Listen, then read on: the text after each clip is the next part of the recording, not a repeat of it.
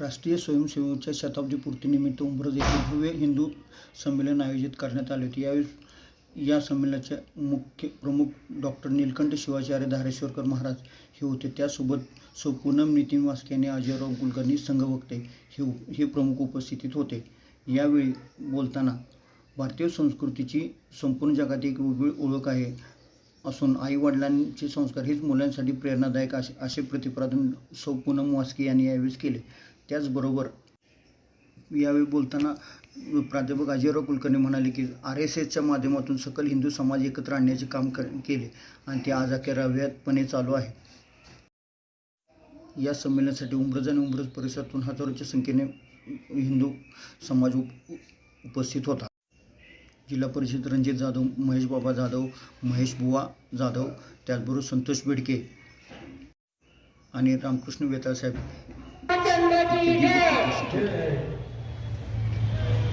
पूर्ण बोललं तरी चालेल।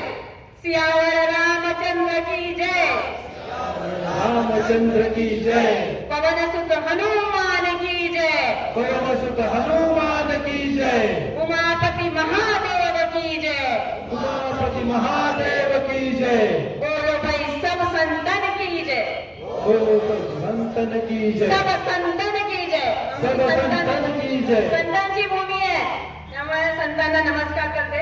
तसेच आमचे छत्रपती शिवाजी महाराज की जय मी माझे बोलण्यास सुरुवात करते।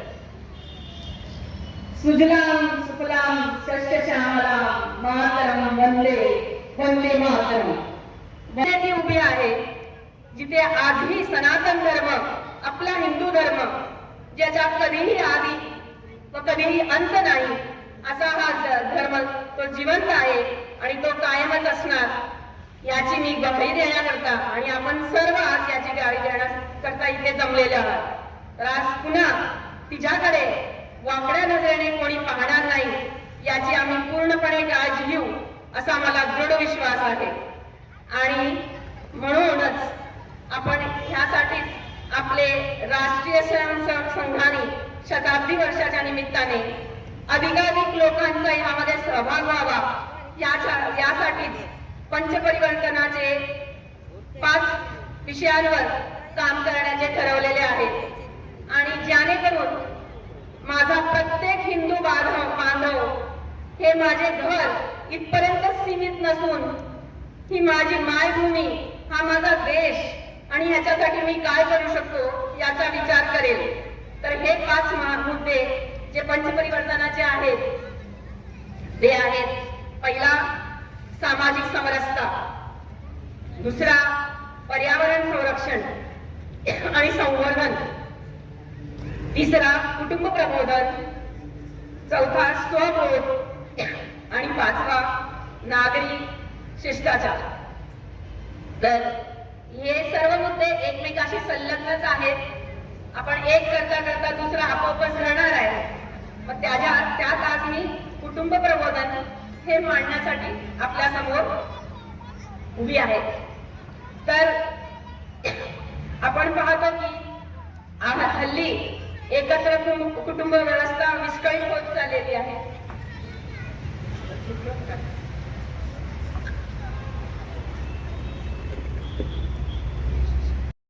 एकत्र कुटुंब व्यवस्था विस्कळीत होत चाललेली आहे। आपण आपल्या कुटुंबामध्ये आणि आपल्यामध्येच आपण गुंतलेलो आहोत। तर भारतीय विचारसरणीनुसार कुटुंब हे समाजातील सर्वात लहान एकक मानले जाते। 4 माणसं 5 माणसं एकत्र येतात समान विचाराची आणि त्याच्यानंतर एक कुटुंब तयार होतं। कुटुंब चांगलं तयार झालं की एक समाजाची निर्मिती होते। समाजाची निर्मिती झाली की मग एक चांगल्या राष्ट्राची निर्मिती होते। हे आपण पाहतोय। मग भारतीय कुटुंब हे एकच मानले जाते। स्वतःच्या नात्यावर आधारित हे एकक उच्च विचारांचे पोषण करता करता वसुदैव कुटुंबकम ज्ञानेश्वर माऊलींनी जे विश्वची माझे घर हे ज्यांनी मांडलेले आहे हे वसुदैव कुटुंबकम म्हणजे मी फक्त मी माझा आहे नाही तर हे सर्व विश्वच माझे घर आहे ह्याची माऊलीने आपल्याला जाणीव करून दिलेली आहे। किंवा त्यांनी मला तर असं म्हणायचं की त्या छोट्या मुलांनी अगदी कोवळ्या मनावर संन्यासाची मुलं म्हणून त्यांच्यावर किती आघात झाले, समाजाने त्यांना खूप त्रास दिला, पण ते त्रास सगळं विसरून जाऊन त्यांनी परत सर्वांसाठी ईश्वराजवळ काय मागितले तर पसायदान मागितले. म्हणजे किती हा प्रेमभाव हा आपल्यामधील भावामध्ये प्रेमभाव आपण जागृत केला पाहिजे. आपल्या समाजात, आपल्या शेजाऱ्यांमध्ये, आपल्यामध्ये हा प्रेमभाव आपण जागृत, आणि ह्याच्यासाठी, आणि जर हे झालं तर कोणीही परकीय लोक आपल्यामध्ये येऊ शकत नाही, आपल्यामध्ये फूट पडू शकत नाही. हे जी आपण पूर्णपणे आपल्याला दृढ विश्वास पाहिजे. आणि ह्याच्यासाठीच आपण सगळ्यांनी आज हे हिंदू संमेलन भरवायचे कारणच ते आहे की आपण एकत्र यावं. ज्ञानेश्वर माऊलींनी जे पसायदान मागितलं ते पूर्ण व्हावं. जे जो वांछील ते पाहू, म्हणजे त्यांना सर्वांना सर्व काही मिळू दे, ते त्यांची जी अफाट इच्छा होती, त्यांची जी इच्छा होती ते पूर्ण व्हावी, हे आपण पाहतो. तर कुटुंब हे कसं असावं, तर कुटुंब हे एक आनंदाचं ठिकाण आहे. घराचं सौंदर्य,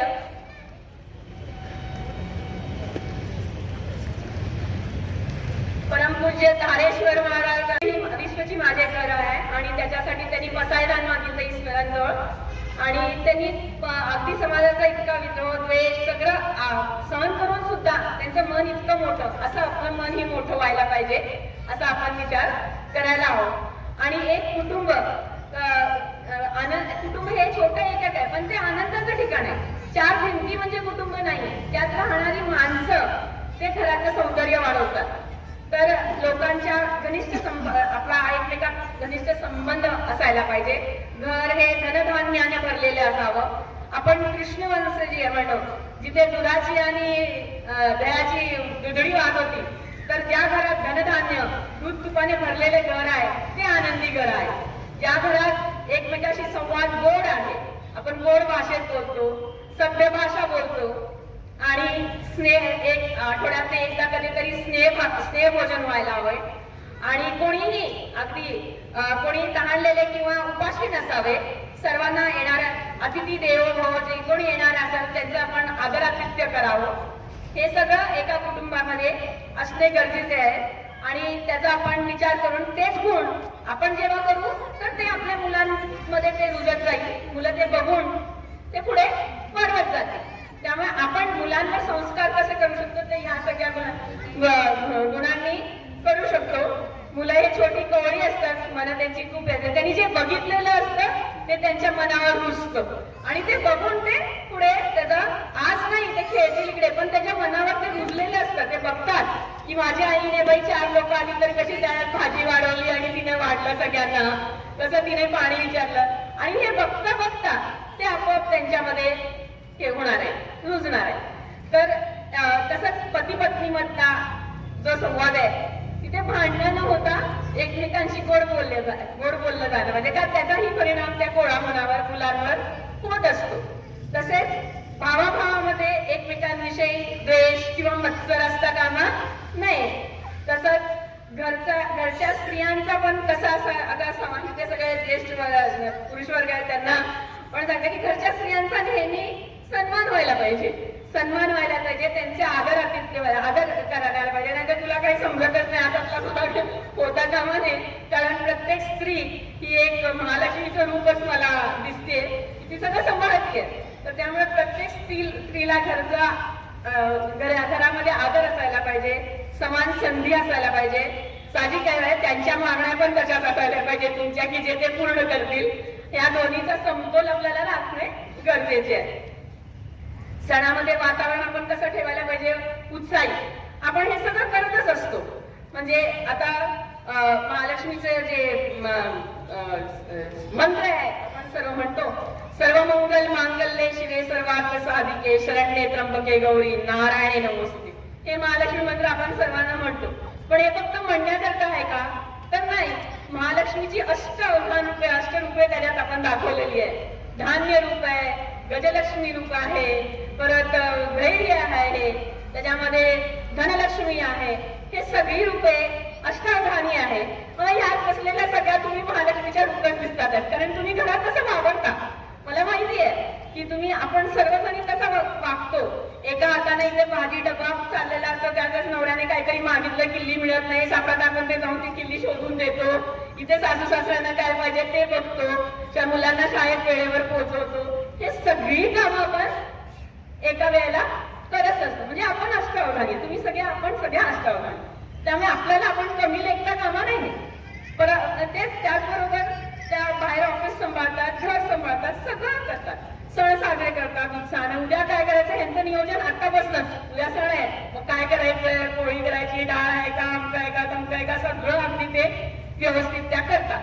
मग हे जे करतात ते करत असताना तुम्ही एक गोष्ट, मी नाही म्हणत की तुमचे संस्कार तुमच्या मुलांवर होत नाही, पण ही मुले, जी कोळी मुले, जी तुमची माणिक मोठी आहेत, उद्या समाजामध्ये बाहेर वावरायला जाणार आहेत, मग त्यांच्यावर थोडे संस्कार अजून जास्त आपण केले तर उद्या त्या दृढ निश्चयाने ते जे बाहेर पडतील त्या समाजामध्ये, ज्या आत्मविश्वासाने बाहेर पडतील, त्याच्यासाठी आपण काय करू शकतो, हे आपण त्यांच्यात गुण उतरवायसाठी किंवा त्यांच्यात हे रुजवायसाठी आपण काय करू शकतो ह्याचा विचार आपण करायला हवा.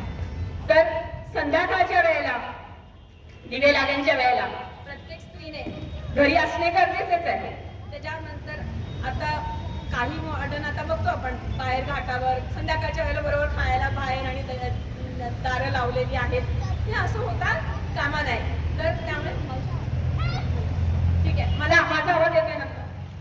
तर संध्याकाळच्या वेळेस, दिवे लागण्याच्या वेळेस तुळशीचा दिवा असावा, मुलं आपल्या सोबत असावी. ते जरी बाहेर गेलेली असली तरी त्यांना संध्याकाळच्या वेळेला घरी असणे आपण थोडंसं कंपल्शन करू शकतो की शुभम करोती आपण एकत्र म्हणूया. तसंच आपण रामरक्षा, मी नाही म्हणत की आपल्याला लगेच ते सगळं काही येईल, माझंच काय लागतं का, सॉरी, तर क्षमा. तर संध्याकाळच्या वेळेला आपण रामरक्षा एकत्र म्हणावी, हनुमान चालीसा म्हणावी. आज पाठ नसेल आपल्याला, नाहीये प्रत्येकाला पाठ, पण हळूहळू करू शकतो आपण. कारण हे केल्यामुळे त्या मुलांच्या मनावर हळूहळू जे परिणाम होत जाणार आहे, त्यांच्या मनावरती जे पॉझिटिव्ह चांगले संस्कार होत जाणार ते त्यांना आयुष्यभर पुरणार आहे. ते पुढे समाजात बाहेर पडताना कधी घाबरणार नाही. त्यामुळे ते म्हटल्यानंतर त्यांच्यासाठी एक चांगला म्हणजे एक उत्साह आणि एक आत्मविश्वास आपण त्यांच्यामध्ये तयार करू शकतो. मग हे करणे, आई म्हणून हे आपण करू शकतो. बरं, आई म्हणून नाही, मी म्हणते इथे पुरुष वर्ग पण आहे. आपण नुसतं, म्हणजे मी म्हणत नाही असं तुम्ही करता, पण जास्त आपला वेळ जर स्त्रियांचा पण जातो आणि पुरुषांचा पण जातो. व्हॉट्सअप, हल्ली जे मोबाईलने जे आपल्याला वेळ लागलेला आहे, याचे मेसेज फॉरवर्ड करा, त्याचे मेसेज त्याला फॉरवर्ड करा, हे करण्यात वेळ घालवण्यापेक्षा ह्या कोवळ्या मनावर चांगले संस्कार केले, चांगले आपण त्यांना रामरक्षा पाठ करून घेतली, आपलीही पाठ होईल, त्यांचीही पाठ होईल, घरात चांगलं वातावरण निर्माण होईल, असं केलं तर किती छान आहे. का नाही मग आपलं चांगलं कुटुंब, कोण आपल्याला उद्या पाकळ्या नजरेने आपल्याकडे बघू शकतो. एक माळ घेतली रामनामाची, संतांनी सांगितलेलं आहे की रामनामाची माळ जपा, त्याच्यामुळे तुम्हाला चांगले संस्कार तुमची मुलं वाईट वळणाला लागूच शकत नाही जर तुम्ही हे केलं तर. हे सगळं कुटुंब मध्ये एक स्त्री तर करतेच, करणारच आहे, पण त्याच्याबरोबर तुमचा पण सहभाग असला तर त्या कोवळ्या मनाची. संध्याकाळच्या जेवणाच्या वेळेस आपण एकत्र, काही वेळा असू शकतं की ऑफिसमध्ये काम असेल हे म्हणून नाही, पण संध्याकाळचं जेवण तरी आपण एकत्र घेऊ शकतो. आणि एकत्र घेताना या मुलांना आज बाई त्यांना काहीतरी बरंच सांगायचं असतंय. शाळेत सकाळ तुला कुणीतरी मारलं, कुणीतरी असं केलं, कुणीतरी छेडलं, काहीतरी सांगायचं असतं. आणि आपण काय करतो, हे मला वेळ नाहीये, राहू दे, तो नंतर सांग, मला आता हेच करायचं ते. किंवा तसंच पुरुष पण. तर हे मग ते त्यांच्या मनात कुठेतरी राहून जातं आणि मग ते तसंच दबून जातं आणि ते बाहेर पडायला त्यांना कुठे हे होतं. त्यामुळे आपण एक जेवणाला बसताना किंवा जेवण झाल्यावर एक गप्पा गोष्टी कराव्या, मुलांशी चर्चा करावी, म्हणजे ती मुलं आपलं काय आहे किंवा काय ते तुम्हाला मोकळेपणाने सांगतील. आणि मग त्यांचा विश्वास आपल्या आई वडिलांना एवढा वाढत जाईल की बाहेर काही घटना घडली तर त्या येऊन आपल्या आई वडिलांनी मोकळेपणाने सांगतील आणि मग त्याच्यावर आपण काहीतरी निर्णय घेऊ शकतो. असं बघितलेलं, त्याच्यासाठी आपलं त्यांना वेळ देणे हा गरजेचा आहे. तसंच आपण बघतो की आपल्याला निसर्गाने खूप काही दिलेलं आहे. सूर्य उगवतो, रोज मावळतो, परत रोज उगवतो, परत मावळतो. पण त्या सूर्याकडे आपलं लक्ष जातं का? आपण सूर्याला अर्घ देतो का? किती जण अर्घ देतात? सूर्याला अर्घ देतात. सकाळ तुम्ही सूर्याला अर्घ व्हेरी गुड, खूप छान, आनंद वाटला. खूप छान. तर हेच आपल्या मुलांना तुम्ही अर्घ द्या, सूर्याला अर्घ द्या, निसर्गाच्या त्यांच्या जवळ आला, सूर्य नमस्कार करा, झाडं लावा, झाडे वेलींमध्ये कधीतरी त्यांना न्या.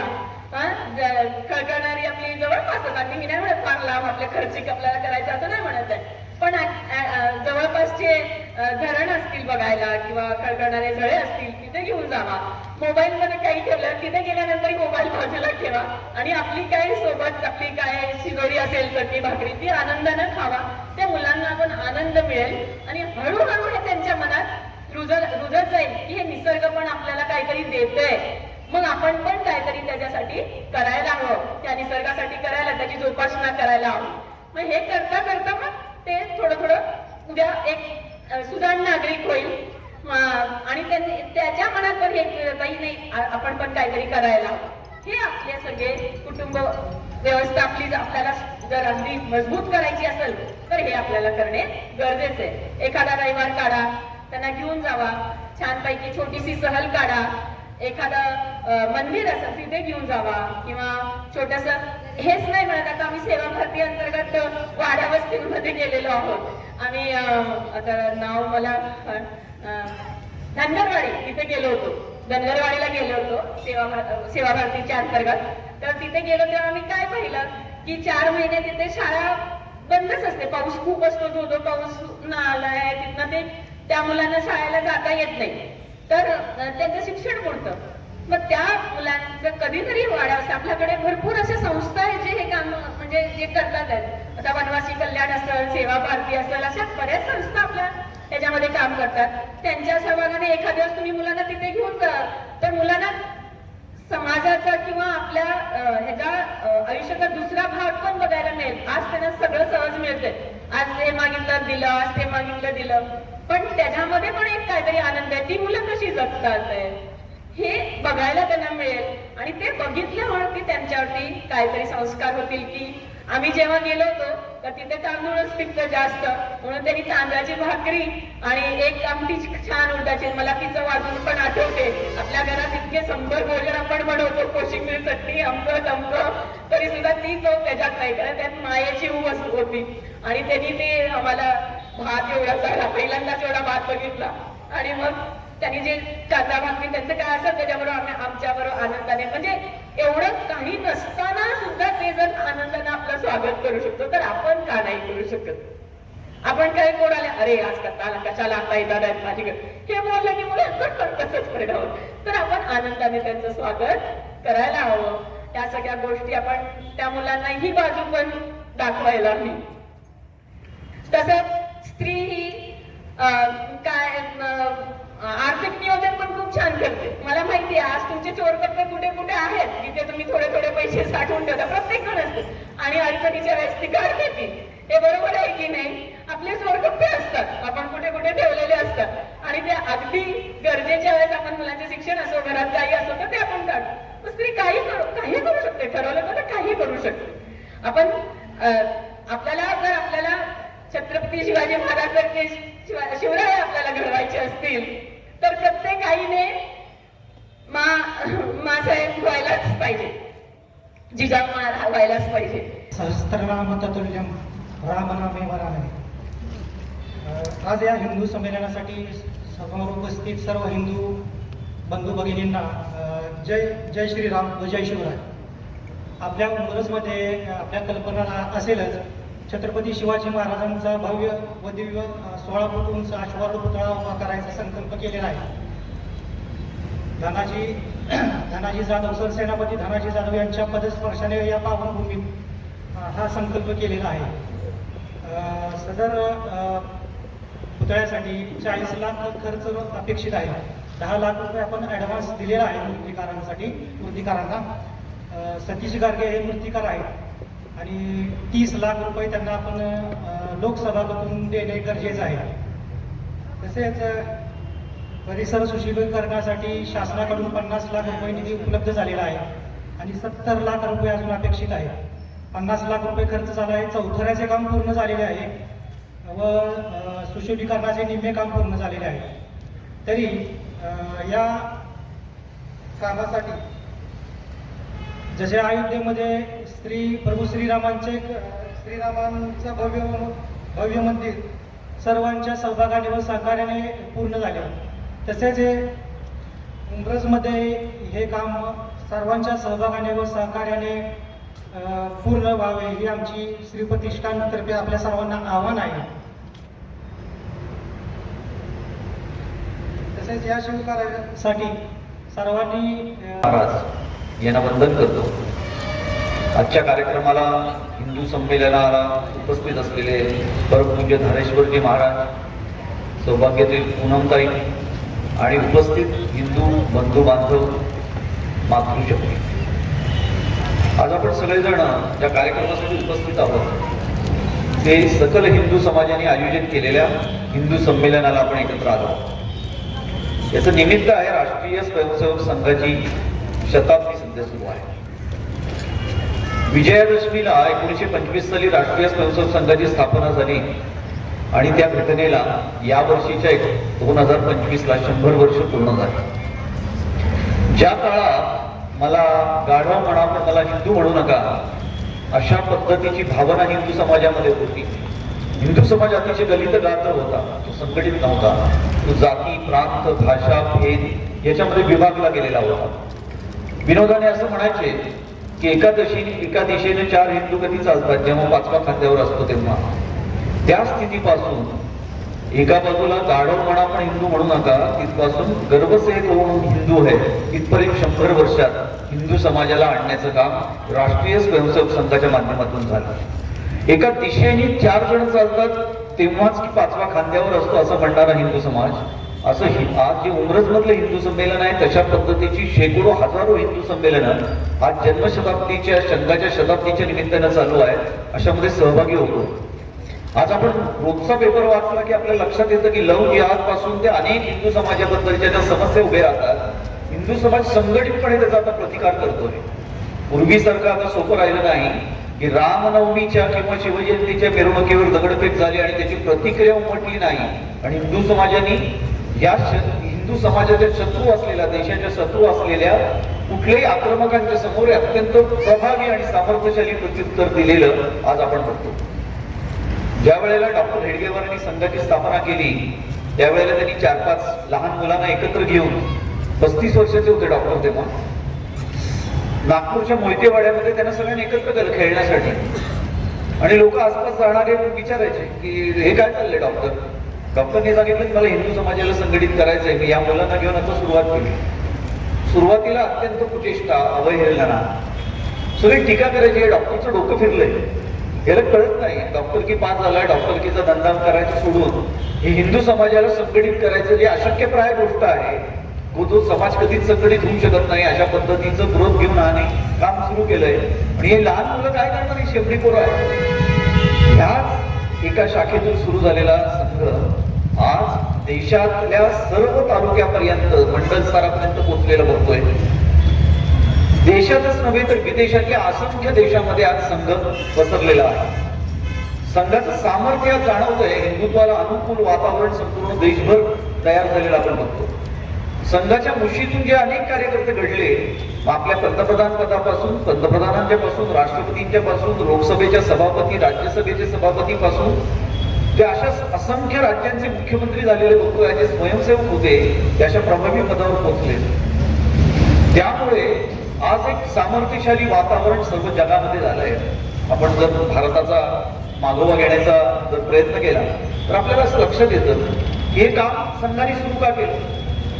संघाने सुरू केलं याच्यासाठी म्हणून संघाच्या प्रार्थना जी रोजची म्हटली जाते त्याच्यामध्ये असं एक 4 शेवटची वाक्य अशी आहे. विजेत्री चनसंहता कार्य शक्येत विधायी आस्य धर्मस्य संरक्षणम परम वैभवन्नै तुमे तत्स्वराष्ट्रम समर्था भगवत्वा शिशाती दृशम. संघ असं म्हणतो, संघ म्हणजे शाखा आणि शाखा म्हणजे कार्यक्रम. संघ कार्यक्रम का करतो? संघाच्या शाखा साप्ताहिक मिलनाच्या माध्यमातून संघाचं काम चालतं, तर ते सामर्थ्य उत्पन्न करण्यासाठी कार्यक्रम आहे. शारीरिक बौद्धिक सेवाविषयक उपक्रम संघामध्ये करतो. शाखेमध्ये घेतले जातात, त्याच्यातून व्यक्ती निर्माणाचं काम होतं. एक सुसंस्कृत व्यक्ती, सुसंस्कृत हिंदू घडवण्याचं काम त्या कार्यक्रमाच्या माध्यमातून होतं. आणि असा सामर्थ्य उत्पन्न करायचं आहे संघाला. हे सामर्थ्य उत्पन्न करून काय करायचं आहे? अशा व्यक्ती निर्माण करायची, चांगल्या सद्गुणांचा ज्यांच्यामध्ये आरोपण केलेल्या अशा व्यक्ती निर्माण करायच्या, त्याचं सुसंघटन करायचं आणि त्या संघटनेच्या माध्यमातून आपल्या देशाला परमवैभवलं न्यायचं, हे संघाचं स्वप्न आहे. आणि हे स्वप्न घेऊन गेली 100 वर्ष संघ काम करतो. त्यामुळे दरवर्षी ज्या वेळेला आपण विजयादशमी साजरी करतो त्यावेळेस संघ असं म्हणतो की हे देशाच्या नागरिकांच्या मध्ये सद्गुणांचं आरोपण करण्याचं काम कुठपर्यंत आलंय त्याचा आढावा आपण घेत असतो. संघाला असं अभिप्रेत आहे की एखादं राष्ट्र परमवैभवाला न्यायचं असेल तर एखादी संघटना, एखादा विचार, एखादा महापुरुष हे करू शकत नाही. संपूर्ण हिंदू समाजाचं संघटन होईल ज्या वेळेला आणि संपूर्ण हिंदू समाज जेव्हा ठरवेल त्यावेळेलाच ही राष्ट्र परमवैभवाला नेईल. परमवैभवाला न्यायची संकल्पना आपली अशी आहे का? एक सामर्थ्य उत्पन्न करायचंय आपल्याला. म्हणजे जसं अमेरिकेने आता केलंय की इराणसारख्या देशावरती बॉम्बचा वर्षाव केला, इस्रायलने केला, क्षेपणास्त्रांचा वर्षाव केला, असा आपल्याला आपला विस्तार करायचा आणि परमवैभव मिळवायचं, दुसऱ्यावरती आक्रमण करून. तर तशी आपली संकल्पना नाही. म्हणून ते दुसरं वाक्य आहे त्याच्यातलं. आपण असं म्हटलंय की विधायास्य धर्मस्य संरक्षण, धर्माचं रक्षण करून आपल्याला हे करायचं आहे. आपला जो पवित्र हिंदू धर्म आहे, हिंदू समाज आहे, हिंदू राष्ट्र आहे, तर त्याच्या सर्वांगीण उन्नतीसाठी असं संघाच्या प्रतिनिधीमध्ये म्हटलंय की आपला पवित्र हिंदू समाज, हिंदू संस्कृती आणि हिंदू राष्ट्राच्या सर्वांगीण उन्नतीसाठी मी राष्ट्रीय स्वयंसेवक संघाचा घटक झालोय आणि हे कार्य मी तन मन धनपूर्वक करीन. त्यामुळे आपल्याला हे राष्ट्र परमवैभवाला न्यायचंय, पण धर्माचं रक्षण करून. आणि आपला धर्म काय सांगतोय? आपला धर्म असं सांगतो की चराचरात परमेश्वर आहे. म्हणून आपल्याकडे सर्वैपि सुखिनः सन्तु सर्वे सन्तु निरामया असं म्हटलंय. सर्वांची सुख लाभावे, जशी आरोग्य संपदा व्हावे, कल्याण सर्वांचे, या विश्वातल्या सगळ्यांचं कल्याण करणारा, त्याचं हित चिंतणारा आपला हिंदू धर्म आहे. अशा धर्माचं रक्षण करून आपल्याला परमवैभव प्राप्त करायचं. पण आपल्या हिंदू समाजाचा जो इतिहास आहे, पूजनीय डॉक्टर असं म्हणायचे की आपल्याकडे हजारो वर्ष विविध आक्रमकांनी आक्रमण केलं. शक होते, हुण होते, कुशाण होते, यवन होते, इंग्रज होते, यांनी आक्रमण केलं. आणि इतकी वर्ष, हजारो वर्ष आक्रमणाखाली आपला देश राहिला तरी जगातले अनेक देश धर्मांतरित झाले. मुसलमानांनी ज्या ज्या ठिकाणी आक्रमण केलं, तलवारीच्या जोरावरती, महिलांच्यावरती बलात्कार करून, दहशतीच्या माध्यमातून, तर देशच्या देश, खंडच्या खंड त्यांनी मुस्लिम करून टाकले. त्यामुळे आज जी मुस्लिम राष्ट्र आपण बघतो ती बरीचशी पूर्वी हिंदू असलेली राष्ट्र आहे, त्यांनी त्याच्या तलवारीच्या जोरावरती किंवा ख्रिश्चन असलेली राष्ट्र आहे. दुसऱ्या बाजूला मिशनरीयांनी इंग्रजांच्या माध्यमातून पूर्ण भारत किंवा आपला खंड हा इंग्रज करण्याचा प्रयत्न केला, जगात असा करण्याचा प्रयत्न केला, ते संपूर्ण देश इंग्रज झाले, एक ख्रिश्चन झाले.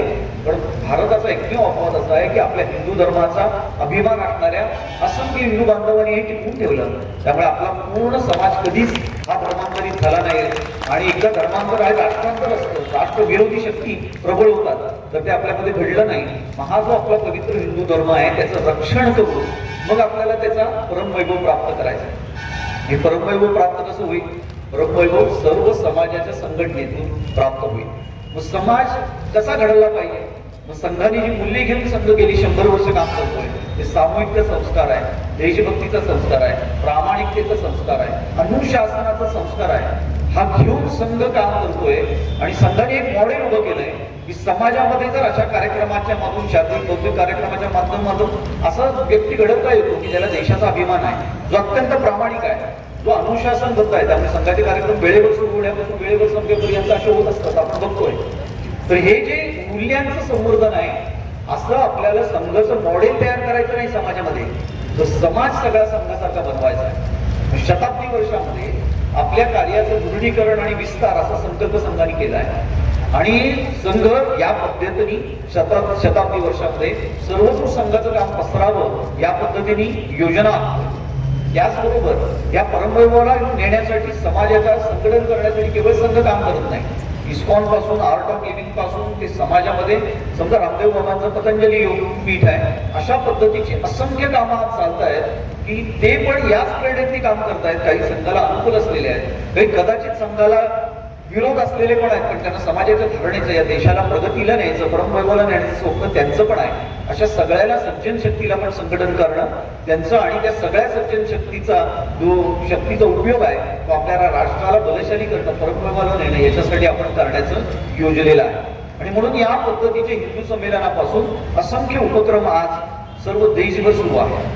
तर ती प्रेरणा घेऊन आपण आज जे पूनमताईंनी पंचसूत्रीचा उल्लेख केला, तो हे सगळे जे गुण आहेत ते आपल्यामध्ये यावेत म्हणून आपण पंचसूत्रीचा स्वीकार करावा सगळ्या समाजाने. म्हणून त्याच्यामध्ये पंचसूत्रीमध्ये आता त्यांनी समरसता, पर्यावरण, कुटुंब प्रबोधन याच्याबद्दल त्या बोलल्या. शेवटचे 2 मुद्दे फक्त सांगतो आणि मी थांबतो. पुढचा मुद्दा आहे स्वबोधाचा. स्वभाषेपासून स्वदेशी वस्तूंच्या वापरापर्यंत आपल्या देशाचा आपल्याला अभिमान असेल तर आपण त्याचा अंगीकार करायला पाहिजे. त्यामुळे आपल्याला शत्रू आणि मित्र बोध व्हायला पाहिजे. आपल्या घरातल्या सगळ्या कुटुंबाला हिंदू धर्माला अनुकूल काय, हिंदू विरोधी काय आहे याचं सजग आपण असलं पाहिजे. ती माहिती आपण सतत घेत राहिली पाहिजे आणि आपल्या घरामध्ये संपूर्ण स्वदेशी वस्तूंचा वापर केला पाहिजे. हा पहिल्यांदा आपल्याला स्वबोध हे चौथं मूल्य सांगतो. आणि 5वा परिवर्तनाचा मुद्दा आहे तो नागरी शिष्टाचाराचा आहे. आपण आज बघतो की हिंदू समाज हा मुख्य समाज आहे या देशाचा.